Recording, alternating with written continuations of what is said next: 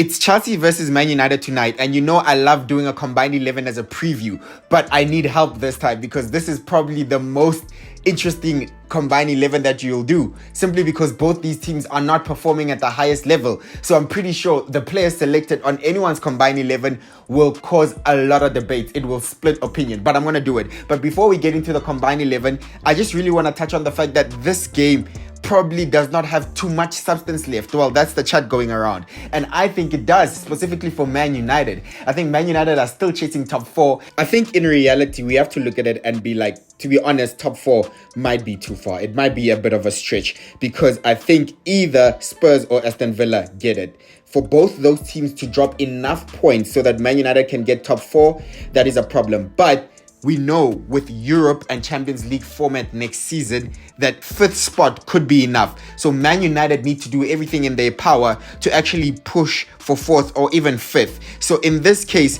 a win for Man United would put them on 51 points, 6 points behind Tottenham. Tottenham will play Liverpool, City and Arsenal. They're still capable of dropping a lot of points, and so will Villa. Villa just lost to Man City last night. Villa are still going to play Arsenal, so it is going to be very, very interesting. And if Man United beat Chelsea, they'll be on 51 points, of course, with a game in hand over Aston Villa. That's 8 points behind. Win the game in hand, which is against Liverpool, I think, but win it, then they are actually 5 points behind, and that's not too bad. It puts pressure on both Spurs and Villa with their upcoming fixtures. So it's still possible. I think it's still a game of significance. And as for Chelsea, oh well, they can't escape the curse that mid-table has on them right now. This probably has no effect or real bearing on their league. We know with Chelsea, win, lose or draw, they're still around 11th and 10th. So I guess the only thing that they have left to fight for is their dignity, pride and respect. And they're also still in the FA Cup semi-final against Man City, which I think is a positive. Although Chelsea lost the Carabao Cup final to Liverpool and Klopp's kids, I think that's something maybe tangible that they can get out of the season. So that starts now. I think in terms to build some confidence, to build some form, that starts now. Just give the ball to Cole Palmer. But if Chelsea lose this game, then I'm ready. I'm ready with this clip. I'm ready. The clip is loaded. I'm ready. It's on standby. It doesn't matter what type of season Man United are having. They always seem to get a result against Chelsea. Like, I don't know how Man United have been able to do this, but they haven't lost to Chelsea in a really long time. And we know that Man United won the first game at Old Trafford. Scooby-Doo scored those 2 goals, but just give the ball to Cole Palmer. I keep saying for Chelsea that I think that's the only strategy that would work right now. Yeah, now getting into my combined 11. Of course, as usual, without injuries and suspensions. So we exclude players that are completely unavailable. And for Chelsea and Man United, the lists are long. Chelsea have a bad injury list, let's be fair.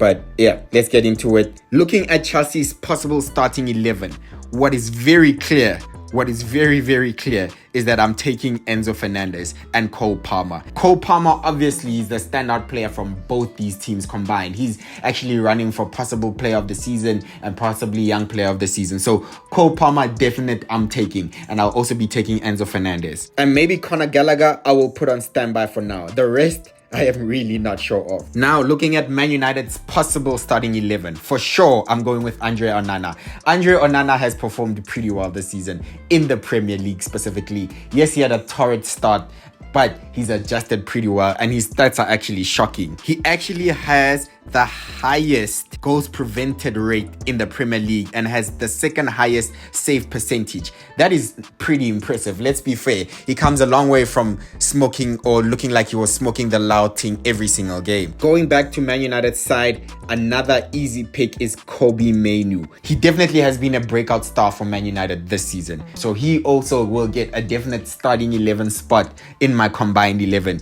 together with Enzo Fernandez and Cole Palmer. And to finish off my last draft, I was really debating between possible Conor Gallagher from Chelsea, and now that I see it with Bruno Fernandes to finish off my midfield, I will be taking Bruno Fernandes from Man United. So my midfield will be Enzo, it will be Kobbie Mainoo, and it will be Bruno playing the 10. I'm not sure if Conor Gallagher does make my team because I have Kobbie Mainoo and I have Enzo. Unfortunately, he'll miss out because I already have Kobbie Mainoo and Enzo sitting deeper. And no, it's not because I think he's racist. I don't think he's actually racist. I think that incident confident is getting blown out of proportion a little bit.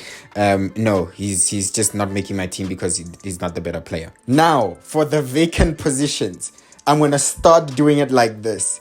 Who am I definitely not taking? For sure, I am not taking Raheem Sterling. Right now, even Chelsea fans won't take Raheem Sterling. Right now, they want Raheem's head on a spike. It's literally get out of my club, Raheem Sterling. So he's on poor form. I am not taking Raheem Sterling for my team. I am definitely not taking that whole Chelsea defense. From Cucurella to Disasi. Badiashile is even worse. I am not touching that backline from Chelsea. I'm sorry. Remember, players like Reece James, Gusto, Levi Colville, they are out. And maybe they would have made my team, but I can't take them into consideration right now because they're not available to play. So that brings me to Man United. What does Man United have? And looking at that possible lineup from Man United, also taking into account some injuries, I think I'm okay with that defense. Honestly, give me that defense. I do not know what else to do. I do not know what else to go with. Darlow, at least he's a solid pick. He's not too bad. Aaron Wan-Bissaka as well. Defensively, he's more solid, right? And he can put in a tackle. We know that for sure. Remember, both these teams are plagued by injuries. But unfortunately, in this case, I'll just give me Man United's defense. That's okay compared to Chelsea's. I think it's okay. And at this point, my back five, including the keeper, is Man United. Now, remember, my midfield is already decided. I have Cole Palmer, I have Bruno Fernandes, I have Kobe Mainoo, and I have Enzo Fernandez. Okay, so I am left with two positions. I have the left wing that's vacant and the striker position. Interesting. Left wing, if I have to choose between Marcus Rashford, Raheem Sterling, and Mykhailo Mudryk, I am taking no one right now.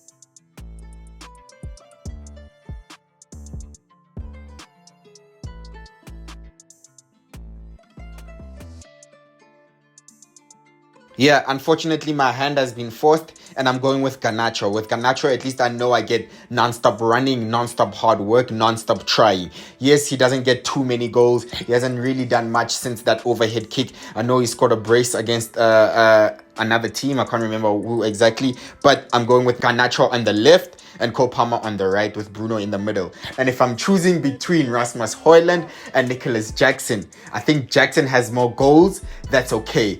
But I do know for a fact that Man United do not create enough for Rasmus Højlund. So individually, if Højlund had the chances that Nicholas Jackson have gotten, I think he'd have much more goals. So I'm going with Rasmus Højlund on this one.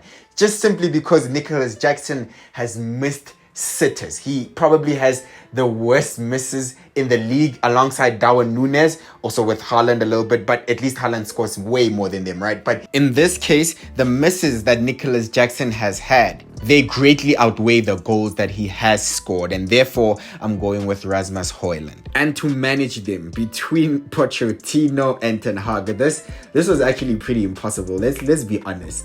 This was a very difficult list to do, or combined 11 to do. But to manage them between Ten Hag, who has failed to establish a style of play for Man United, fair play, he's gotten a trophy last season in his first season at Man United, finished in the final and also finished in the top 4. This season, he doesn't look like he'll finish in the top 4, but also has a chance of winning another trophy. He looks like he'll be making it to another FA Cup final. I think he has the highest, at the moment, the highest win percentage of any Man United manager. So the stats a little bit back him.